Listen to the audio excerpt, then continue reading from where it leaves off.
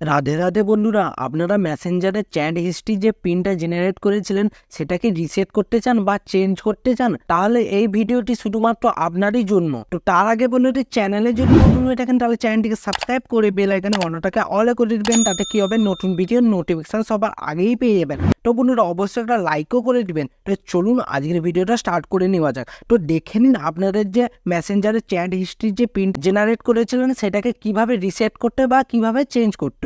তো দেখুন, প্রথমে আপনারা কি করবেন, মেসেঞ্জার অ্যাপটি আছে ওটা ওপেন করে নেবেন।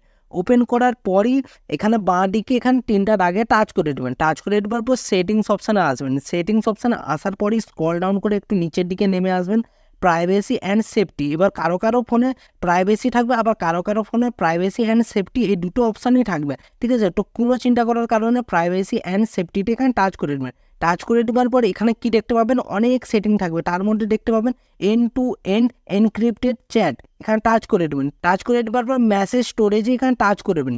টাচ করে দেওয়ার পর এখানে দেখতে পেয়ে যাবেন রিসেট পিন।